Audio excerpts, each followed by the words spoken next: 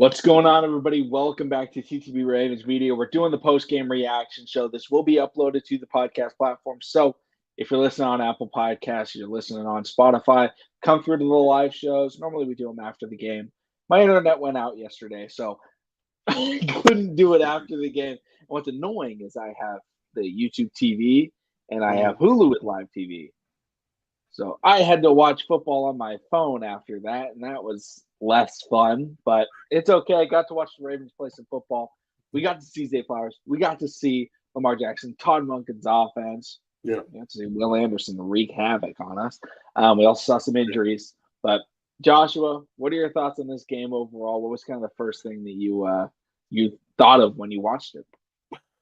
First thing, I'll be honest with you, the first thing I thought of at the finish watching the game, man, during is D'Amico Ryan said if we're gonna lose, we're gonna lose with some dignity and some pride, because he had them young boys flying all around the damn field. I know this is supposed to be about our team, but shoot, when you think about the opposing team, they had nothing else to lose. They didn't have anything to lose, because they're pretty much picked to lose games. So shout out to D'Amico Ryans and his and company over there in Houston. But when it comes to us, the Baltimore Ravens, man, I didn't have a high expectation for this game. I knew it was going to be a slow game. I knew it was going to be a slow start. I knew everybody was going to have to get a feel for each other and just get wet. I mean, the only thing I liked, honestly, Lamar looked good, man. I know he got hit, sacked a couple times, but his pocket presence, his awareness seems to, it went up a notch in regards of trying to evade the pressures and things of that nature. So if I was to grade this game, I'd probably give it like a C+, strong C+. Yeah, and like we talked about this all off season, right? Why don't you play the starters in the preseason? Week 1. If your week 1 opponent is not a high-end rival or just high-end, you're going to be battling them for a playoff spot and you need to win that game, then obviously you need the guys to get right. But the Ravens have used this traditionally as a preseason game. And that's what they did last year against the Jets. Remember, it's the same thing against the Jets. Yep. Even the injuries, too, actually. That's kind of too good of a comparison, if we're being honest. But overall, it was just like, okay, Ravens start really slow. I mean, what was the score of the Ravens-Jets game last year? I feel like it was 24-9. It was close. It was 24-9. This game, 25-9. Score dominant right there. So, like, it's just about the exact same game as we saw last year. Defense looked good. They were forcing, last year we played against Joe Flacco in week 1. Yeah. This year we play against CJ Stroud, not high-end quarterback play. CJ Stroud looked good. I'm not trying to hate on him.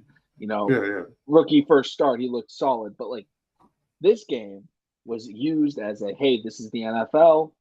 This is what you can do. Let's see what you got. And Todd Monken called some good plays. I mean, the Ravens passing game, I think, looked really good outside of the, outside of the pass blocking. But the offense looked really good. Lamar Jackson, he looked sharp throwing the football. Obviously, he didn't. Yeah. I don't think he had his best game. He had that interception where he tried to throw it out a little bit too early, kind of jumped it. Ends up throwing a little bit behind. I believe it was targeted towards Zay. Yeah, and then, he had the 2 fumbles. One of them was pretty bad. He's holding the ball out like he's trying to stiff arm somebody with it. And he ends up getting punched. But overall, I thought Lamar looked fine. It looked like a warm-up game for him. And he was kind of not going through the motions, but he knew he was in control. The big thing was, I thought about this. Long and hard. Zay Flowers looks like he's already the best wide receiver the Ravens have ever drafted. Like his dominance. Like, obviously, there's been better games.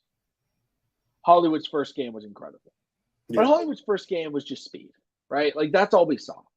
We saw him beat Mink on the deep post. We saw Hollywood, catch a slant route and take it deep. And it was like, okay, yeah, we really like Hollywood. And by no means, I like Hollywood. I'm not a Hollywood hater. A lot of people don't like Hollywood. I really like Hollywood. But Zay Flowers came out, and every single thing that he did, I was like, oh, wow. He caught a screen, and it was like, third down. And I'm like, man, we're throwing, what in the Greg Roman offense is this? Oh, no, we're throwing screens. And then we see, whoop, whoop, whoop, whoop, and then all of a sudden it's like a 15, 20-yard gain. You're like, oh, okay, where was this a few years ago? Like, we're throwing him the ball, and it was like, okay, you have to get him the football.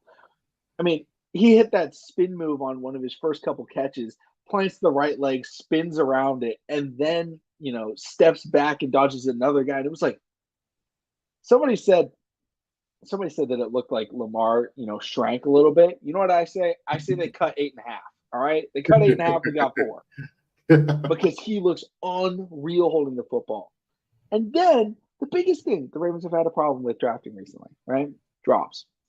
Lamar Jackson throws that fade down the sideline, and I was like, I don't know. In my mind, I just knew it was incomplete. I was like, Lamar throws back, he throws it 25 yards down the field, and I'm like, he's dropping this. And then he catches it, and I was like, he can catch too? Like, not that we didn't know that we could catch. It's just we've been destroyed by drops of drafted wide receivers forever. This is not a new thing. Always. It's just like they just don't catch the ball when they should. Now, we've had guys that are good and whatever. But, oh, my goodness, he did absolutely everything. The only thing we didn't see out of him was a touchdown and a deep ball. But, like, he caught a fade down the sideline for 25 yards on a crucial third down. But, Joshua, talk to me about Zay Flowers. What did you think about him? I mean, as I'm looking in the chat, I do see that we force people saying that we force fed him. Honestly, I can't lie. I mean, but at the end of the day, it's like when you have a playmaker, you do have to showcase your playmaker. Not saying that I mean, and the thing was, it's not like he was. It's not like he was DTMing. Yeah. You can say Todd was DTMing.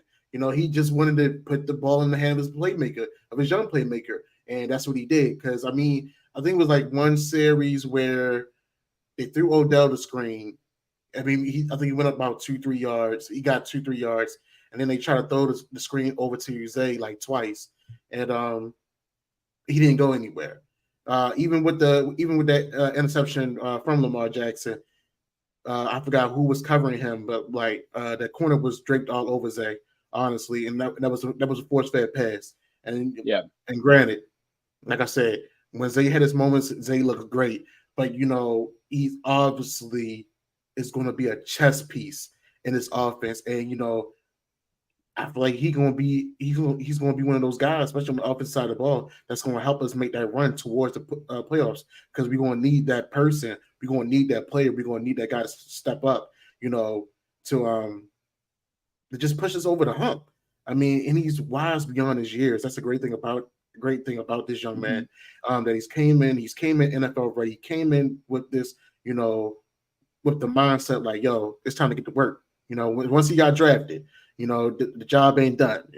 Just like everybody else that's recently been drafted in the first round by Baltimore, they talk about getting a Super Bowl. And some people, they say it because they're supposed to say it or have those good analytic skills and things of that nature. And sometimes you can believe people. When Lamar said, he's here to be a Raven, he's here to get a Super Bowl, I believe it. When Zay got interviewed that he got drafted and he talked about, hey, I'm here to bring a championship to Baltimore, that's another young man I can believe that, wants it as bad as the quarterback. So I definitely feel like, he's going to make a lot of things happen. And because teams are going to key in on him, it's going to open up more opportunities for, the Mark Andrews, the Isaiah Likely's, the Rashad Bateman's, even Odell Beckham. And shout out to all the receivers, causing those pass interferences, man. We ain't seen that in a while, Move the chains by any means. I liked it. Yep. So, Zay is him. Zay will be a part of this franchise for a long time. I'm glad that we drafted him and got that contract extension for Lamar. So they're going to be here for 5 years together. They're going to make some things happen. I love the work that he puts in, and it's obviously showing on the field. Yeah, and it shows Lamar has faith in him. Shows Todd Monken has faith in him. But the other thing, like, we were force feeding him. Why? Because great playmaker. I mean, he showcases after the catch ability from the jump. But we were getting pressured. Yeah. The Ravens at the beginning of the game, it was snap and pressure, and then Lamar to get rid of it quickly. So then all of a sudden we started going to the heavy screen game. And it was get Zay the ball quickly. Because no disrespect to Odell, no disrespect to Bateman. He's our best playmaker with the ball in his hands. It's comparable to Lamar Jackson. It's not even like besides Lamar Jackson. It's like, who's better in the open field, Zay or Lamar? And obviously, Zay's got to prove himself. Like Lamar, I'm still taking right now. But like, get another guy like Lamar, the ball out in space, and all of a sudden that's going to force teams, hey, maybe we got to get an extra guy out there. That opens up the box. That allows the run game. Odell Beckham Jr., though, I thought he looked really good. I think a lot of people were kind of disappointed. Like I had people texting me and they're like, man, like what's up with Odell? Like why is Odell not getting the ball? I was like, dude, Odell's actually looked pretty good. He drew 2 penalties. Joshua, like he said, move them chains any means necessary. And one was a big play. One was throws 30 yards down the field. Derek Stingley, second-year player out of LSU. And Odell says, okay, Rook, I don't know, not Rook, but Soft. Okay, Soft. I know you're watching my LSU highlights. Why don't you give me this flag right here? And gets it. Like, okay. That's what we like to see. We saw what was the one thing that we could count on with Odell? We've talked about it so many times. His hands. He's going to catch it. Yes, what a track and catch of Lamar Jackson's ball to him down the sideline. Like, just over the shoulder, tracks it, brings it in. And it was like, all right, yep. That's somebody that we can go to in crucial situations. And Bateman looked good too. Like, Bateman didn't get a lot of snap share, but I think the Ravens, again, it was not a high. It was just kind of like, all right, let's just run the clock out type of game. They got it by enough. They weren't trying to show off the offense. And it was just like, okay. He looked good. Odell looked good. This is the best the Ravens wide receivers have ever looked. Like, just in one game where it was just like, every single receiver played well. It wasn't just, Hollywood and Mark Andrews looked good, but Seth Roberts dropped passes, and these other guys didn't do that. It was like, no, everyone looked really good. So I know it's early. I know it's early, but I gotta ask: can this? Do you believe? Oh gosh, do you believe this wide receiver core can do what the 2012 wide receiver core did for Joe Flacco? I think it can do more. I think. I mean, like, obviously, I don't know if Lamar's going to hit 4,000 passing yards. I just don't know if that's necessarily the route that we're going to take. But I think it's absolutely going to be a situation where we're not worried if we're behind. And we haven't felt like that in a long time, probably since 2012, where it was like, okay, we can go out there and sling the rock. But like even back then, it was like, okay, we had the chain mover in Anquan, we had the deep threat in Jacoby and Torrey Smith. Yeah, like we didn't have anybody like Zay Flowers that we could throw it to. The real question is that offense had the hard play action and had the run game. We got to talk about it again. J.K. Dobbins, man, our running back. What's there to talk about? He's not a Baltimore Raven at the season no more. Respectfully, I love him. We lost our guy. We lost J.K. Dobbins. Pretty frustrated. I mean, I'm pretty frustrated with the way that everything was handled in terms of just like off-season sits out and stuff like that. But you never want injuries to happen. Sucked that happened. But how do we move forward? Do we go after? I mean, Justice Hill scored 2 touchdowns. We talked about it in the pregame show. How much Justice Hill are we going to see? I don't know. We might see a little bit. Looks like Todd Monken really likes Justice Hill because he can catch the ball. He does have burst. I wonder if when Keaton Mitchell gets healthy, is it a Keaton Mitchell Justice Hill backfield with Gus Edwards on 3rd and short and goal line situations? Oh man, Mark, you're funny as hell. But outside of that, oh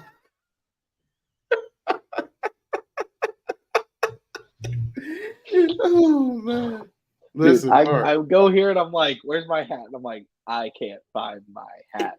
I'm clearly not in my normal recording studio. I'm watching my sister, and I'm in my other sister's room. So shout out to Miley up there. But I do feel like when Keaton Mitchell gets back off the IR, I think it is time for him to step up.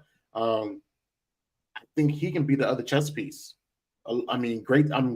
It's a blessing to see Justice Hill running north and south, getting touchdowns.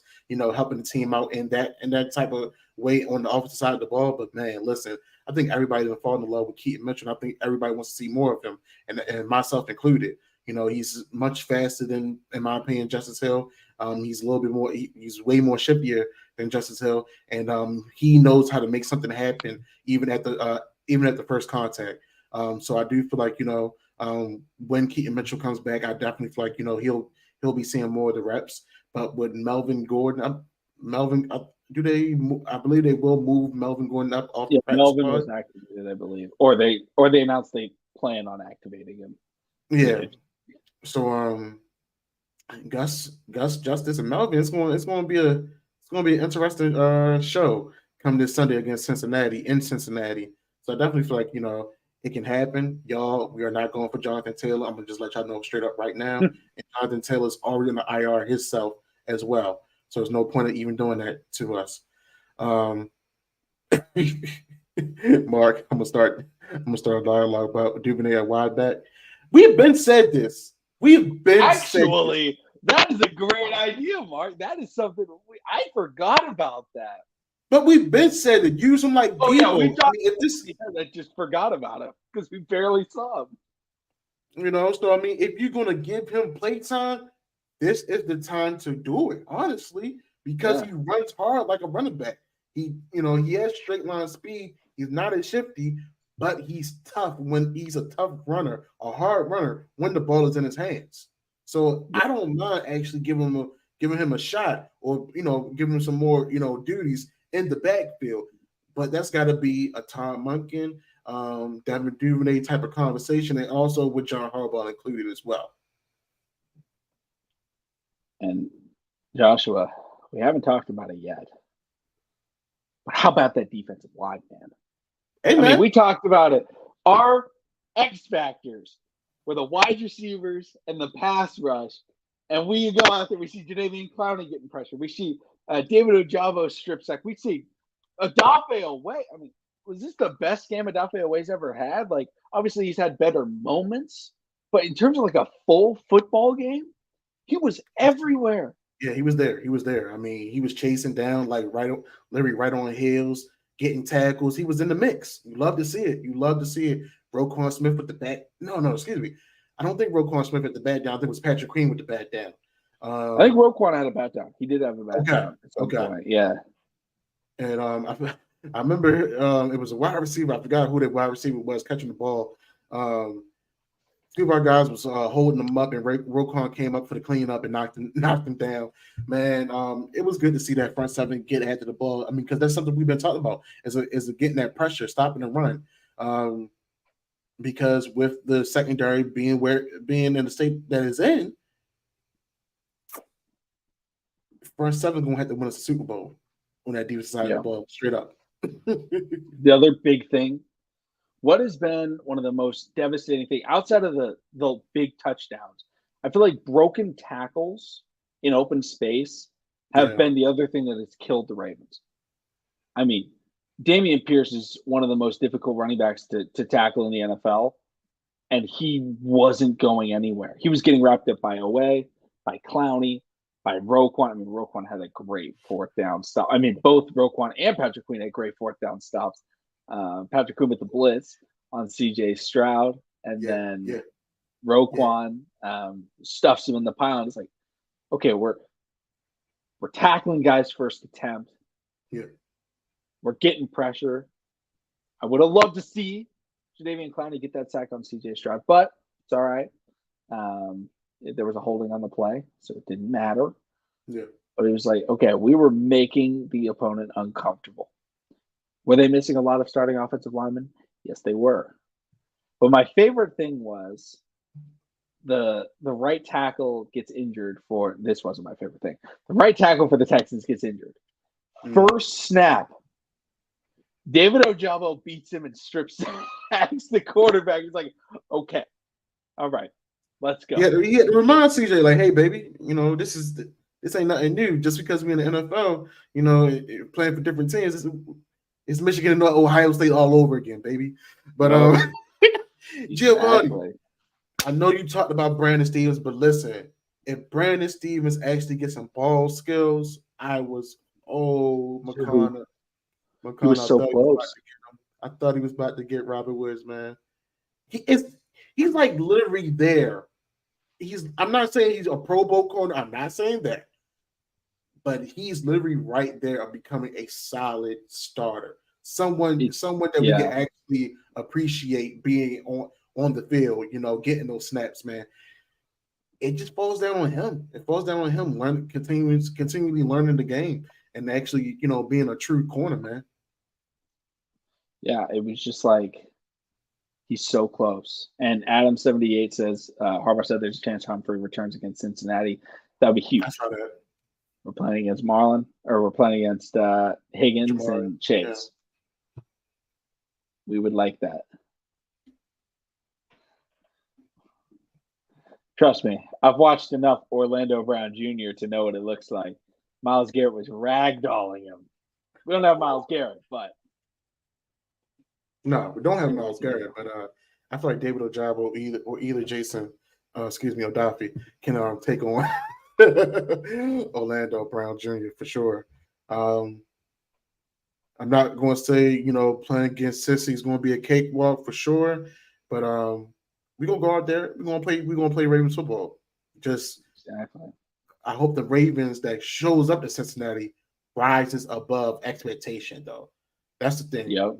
Being a Ravens fan, you never know which Ravens team you're gonna get. But with the offensive line, I think we got to address that too, man. Let's talk about it, man. Ryan Stanley's week to week, Tyler Linderbaum. I was so hurt seeing him roll over. Yeah. I was so hurt seeing him go down. I said, "Oh man, he looking Marshall. He making Iowa offensive lineman looking real bad right now." and the right side was showing their age yesterday. They were showing their age. I think what we should do, left tackle, Patrick McCarry, center Sam Mustipher.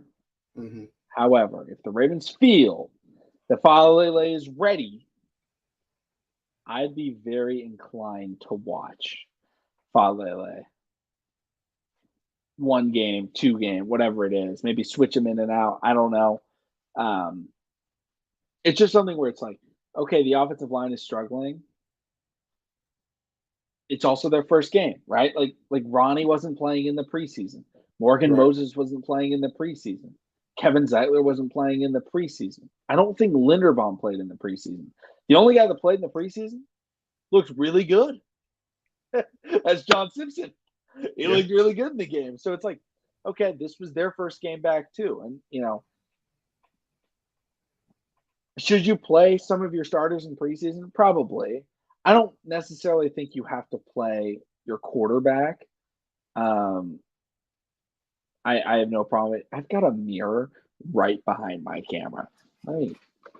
I am moving this thing because I'm making eye contact with myself. Every 3 words, I'll look up and I'm like, who's staring at me? It's me. Really annoying.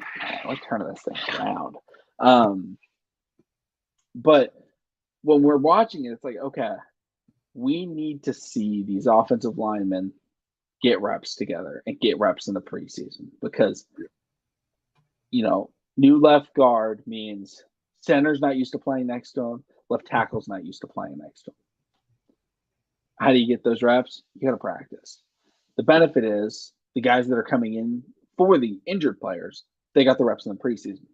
So they're actually more warm than the starters were. They were more ready. Yeah. So, I also think that the Texans have a good pass rush. I think people forget Will Anderson was the best player, best or second best player in the draft. Him and Bijan, I would say, were the two just clear. These guys are not going to miss. It's just, Bijan's a running back, and running backs aren't necessarily as valuable. But it was like, these are the two guys where it's like, these are automatic hits. They're almost both guaranteed to be Pro Bowlers. Bijan was almost a lock to be an all pro. And Will Anderson, I mean, he comes in, he looks really good in his first career game. And it's like, okay, that doesn't shock me at all. And when you get a good pass rusher, that helps every other player out. Because then your offensive linemen start focusing on him.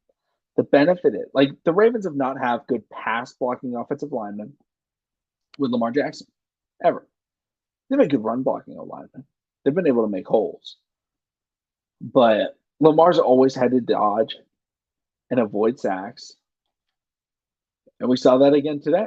And, he's going to get more comfortable. But I also think the Ravens are going to switch to more of the underneath routes. Get the ball early. I also think having Mark Andrews helps a ton because that's Lamar's safety net. It's going to look like there's a lot more pressure when you can't get it to the guy you're looking for every play. Like, okay, do I trust this guy? Is he going to make that cut on time? I don't know. Like, that's tough, in my opinion. No, I definitely can agree with that, man. Like you said, some positions, some players do need to get those reps in. I do feel like, offensive line, defensive line, the guys that are projected to be starters do need to get those preseason reps in just so they can build a continuity and chemistry along with each other. Because, seeing Ronnie Stanley playing next to John Simpson, like, John Simpson's been playing preseason and Ronnie Stanley just been watching the sidelines. Tyler Linderbaum, he's been practicing and things of that nature. But Sam must have been taking most of the reps, during the preseason games. Right side is just, the guys just pretty much filling in. Daniel Falele, Daniel. That's what we're going to work with, Daniel, today. He was damn near all over the field on that offensive line during preseason. So, I know we're going to get younger. When that offensive line come next year, because I don't know what's the future holds for Kevin Zeitler in regards if he's going to be staying with the Ravens or if he's going to retire. But I know Voorhees will be coming in. I mean, there's no guarantee that he's going to be, the saving grace at right guard, but we got high hopes for him. We've seen Daniel put in the work on both left and right side. He's looking good. He's catching up game speed. So he doesn't look, worn out from what I've seen. So I definitely feel like, if we're going to be making a move to make him the starter for years to come, I think they need to start ramping up that process a little quicker. I do love what Morgan Moses did bring, but offensive line versus defensive line is like a heavyweight fighter. Age catch up with you. And Will Anderson is young as hell. Will Anderson, what, 22, 23? Man, he showed his age. He because of his age, because of what he brought, he had Morgan Moses doing the moonwalk before the ball was snapped. So I mean, sometimes a young guy can put the fear in another man. Unfortunately, no, seriously, Bakani, you got to let the people know who is your stylist, where you getting your drip from, baby. It's clean. It's clean. I told him before he wore a shirt like that before. It's clean. So this shirt is from a European golf apparel company. It's called Royal and Awesome. They make golf clothes. They also have very fun pants to wear golfing. I wear them all the time. I wear them to work all the time because we have to wear a polo. Now I show up in this, and it's like, is this business casual? Probably not. But also, they just said it has to be a polo, so I'm going to wear it. I'm rocking these types of shirts all day long. And they're really comfortable, so a lot of fun. Let's see here. Outside of defensive line, more injuries. Marcus Williams. Geno Stone looks like he's going to be the guy replacing him. Luckily, Marcus Williams torn pec 4 or 5 weeks. Same thing happened last year. Not the same injury. I think it was a shoulder issue last year, but he ended up missing, 4 or 5 weeks. I was like, okay, because Marcus Williams looked really good. And, obviously it sucks, but, missing him for games, but he's going to be back. This is not an injury where I'm worried, if when it's an Achilles, when it's an ACL, then you start getting worried. Oh, is it going to mess up his speed? Is it, how damaged is it?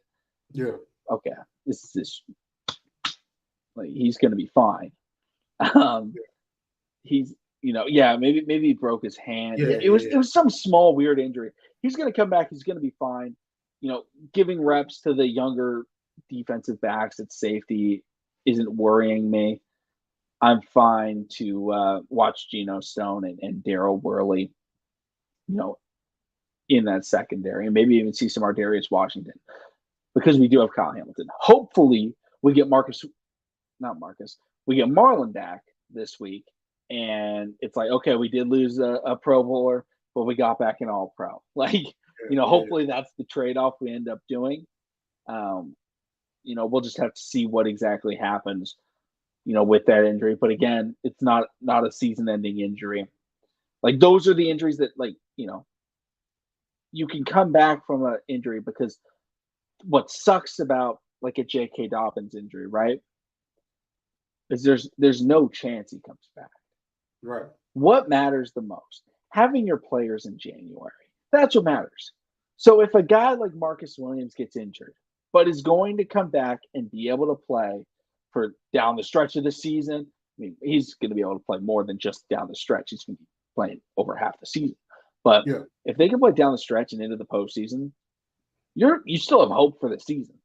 It's when all of a sudden you get 5 players and they get season-ending injuries. Like same thing with Ronnie, same thing with Tyler Linderbaum. Sucks, but they're not missing the whole year. Not gonna wood a lot with that one.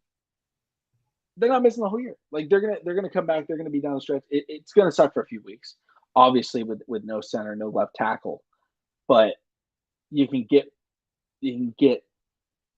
past it. You can move past that, and nobody's going to be out here just being like, the Ravens are over because they lost their center. It's like, yeah, it's gonna suck for a little bit, but it's gonna be more quick passes for next few weeks. Which I'm fine with, because it gets the football.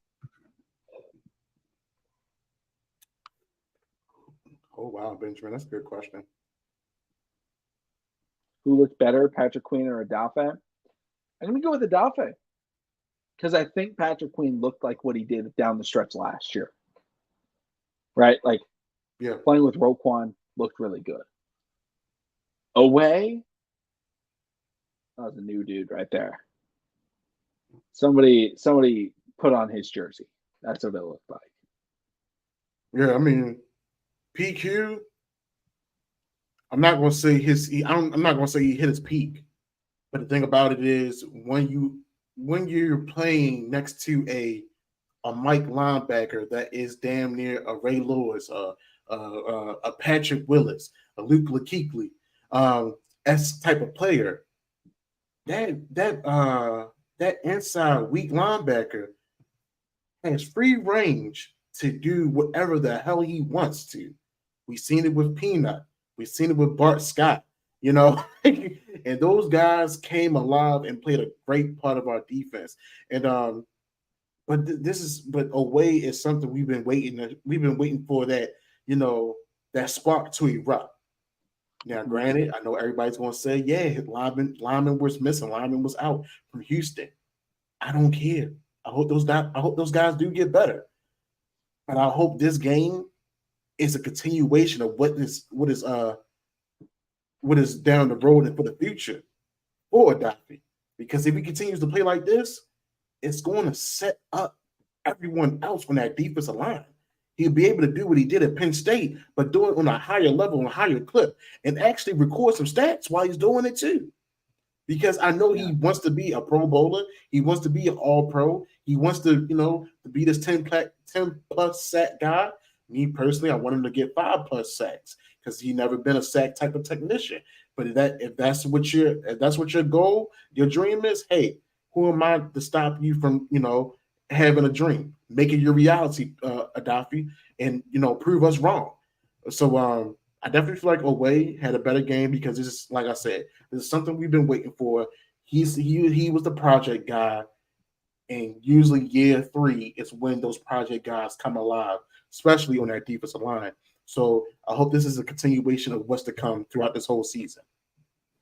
Yeah, it's just a situation, right, where winning breeds winning, success breeds success. I don't care what you're doing it against. If you start to have success, you're going to start to see yourself having success. It is a confidence booster, right? I don't care if it's a preseason game. I don't care if you're playing Pee Wee football. If you go out there and you have a big game, that next week, I don't care who you're playing, you're going to go out there and you're going to feel like you're going to have a good game. What do they do in baseball, right? When a guy gets injured, they send him down to the minors for rehab starts. And, people aren't going to look historically, right, and be like, that home run in that AAA baseball game, legacy defining. No. But if you had a home run and you had an injured left leg, you're like, man, that's my plant. Like, all of a sudden, you're like, okay, I feel like I can put pressure on it. Now I'm ready. You go to the MLB, you feel like you're all set. You start making shots. Klay Thompson, he was playing in the G League for the Warriors coming back from his injury. Why? Get in game shape. Get confidence back. It's been a while. Odafe Oweh is a young player. We want him to get some confidence up. And I don't care who it's against. He went out and he had a big game, and we're going to celebrate that. And hopefully it's able to, give him confidence so that next week he can build off of it. And next week he doesn't have to have 2 sacks. He doesn't have to have a crazy statistical game, but just, continue getting better. Continue showing those improvements that you made in the offseason. That's what we're excited about. That's what it's all about, man. So somebody been listening in. Somebody's been tuning into somebody's podcast, and I know. So I'm happy to see it, and maybe it's because his brother from another's out there on the field with him too. Who knows? But I want them to be the Basham brothers of football. Mighty Ducks reference. If Roquan Smith reaches 150 tackles and 10 plus sacks, I could see him in line for Defensive Player of the Year. Hey man, we did talk about it on the previous episode.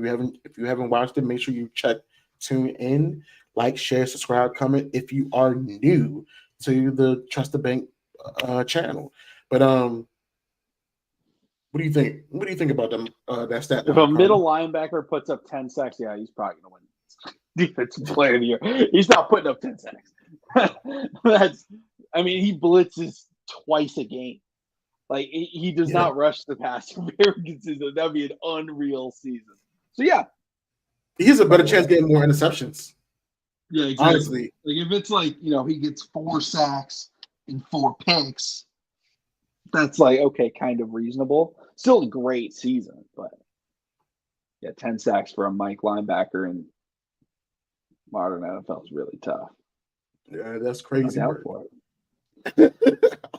Oh man, do you have anything else you want to talk about in the live stream? No, man, I didn't expect that. I didn't expect that that whipping that Dallas put on New York last night. I'm good, man. I'm ready to get to next Sunday. For us to go up in Cincinnati and put a hurting on Joe Burrow and company. It's the beginning of the week, y'all. Make sure it's a great way to start the week off with a Baltimore Ravens W. Make sure y'all staying positive, motivated. Don't let nobody steal y'all shine this week. And y'all stay great, man. Yeah, that's a good way to end it. Thank y'all so much for coming through. It's tough with the post-game streams when it's the 1 o'clock games because football's on right after. Maybe we'll have to just start doing Monday reaction streams to the early games. Obviously, prime time, do them right after. Yeah. The 4 o'clock games after, nobody's watching. Like, there's no football on. Like, that works. I don't know. I kind of like the Monday streams. Let us know in the comment section down below. What do you guys think about doing the streams on Monday as a reaction? But thank you all so much for coming through. Subscribe, and we'll see all of you again next time.